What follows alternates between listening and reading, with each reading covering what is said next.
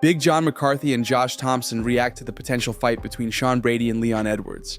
Both welterweights are without an opponent at this time, and rumors have been circulating that UFC is seriously considering going with this option. There also are talks of Kamaru Usman fighting Jack Della, so it all perfectly makes sense.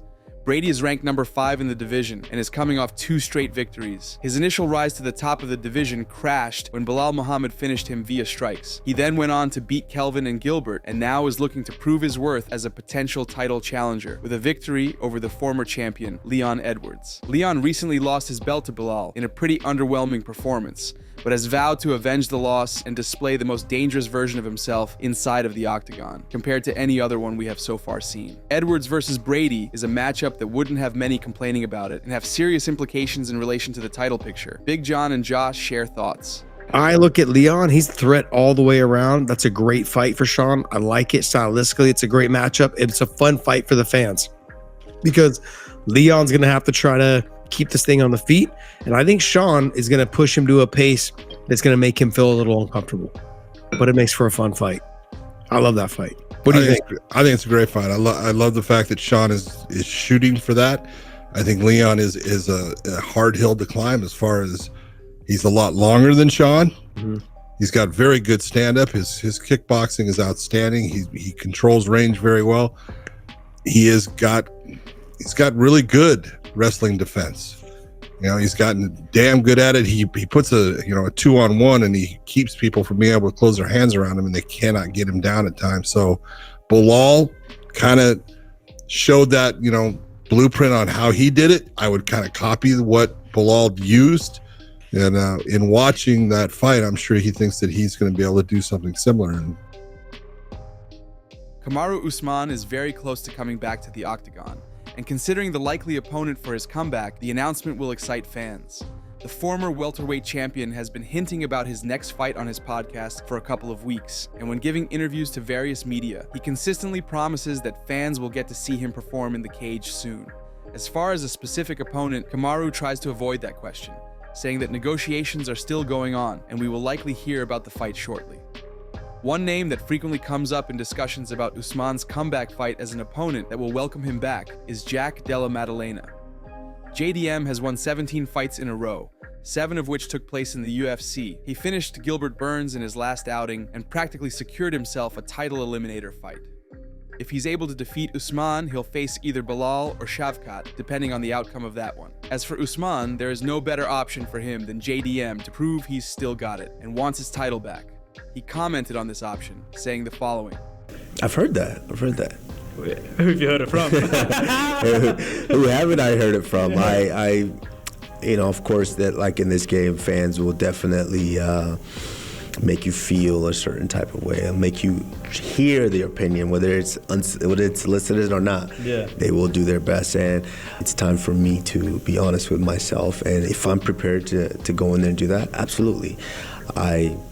Like I said, I've been through guys and guys and guys in this division, and it doesn't matter who the guy is. As long as I'm prepared and this vehicle is ready to go, I'll jump in there and put it to the test. Okay, you would be fit for February?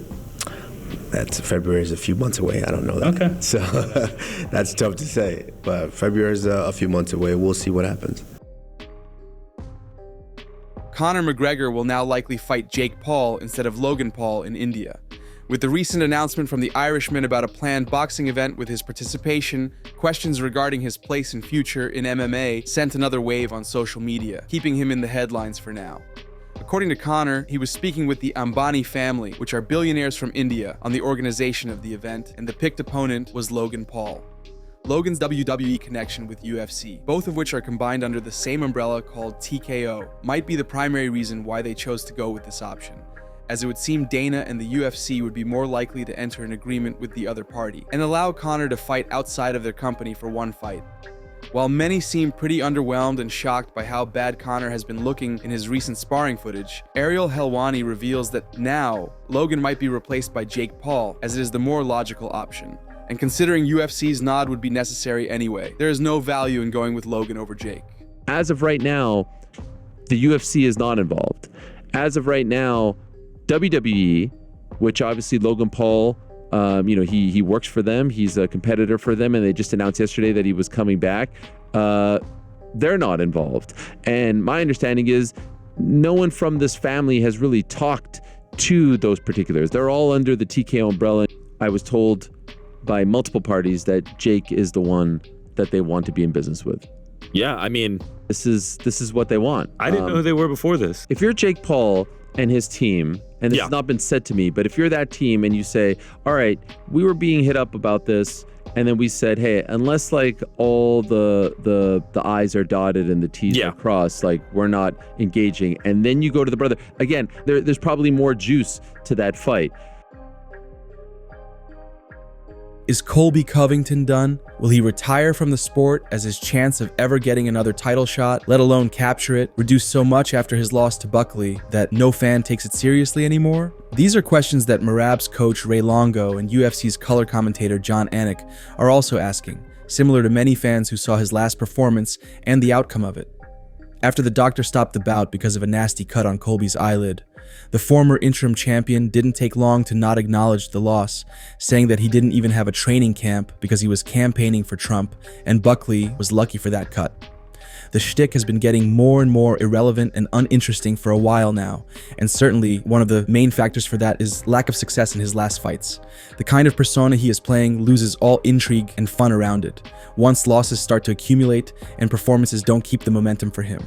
But is he done? Is it just about the pension fund at this point? So you think he's fighting for a payday only these days? Well, I'll tell you what, I think he's fighting for a payday. I don't know about only, because he did show he wasn't quitting. I think a guy that was fighting for the paydays would have found a way out with that eye as soon as possible. Right. And he 100% didn't do that. So I don't want to say he's fighting for the paydays. I just say that's where I think if he had a half-assed training camp, he feels he's tough enough to go in and compete with these guys and pick up a paycheck, which I'm sure was a good paycheck. So, I think part of what he's saying is that he didn't have an 8-week training camp because this fight came together on short notice. Got you. Okay, right? So then But I do think he's being selective and prize fighting at this stage of his career, right? He's not like Joaquin Buckley, who is ready to fight any of these killers on 3 or 4 weeks' notice, right?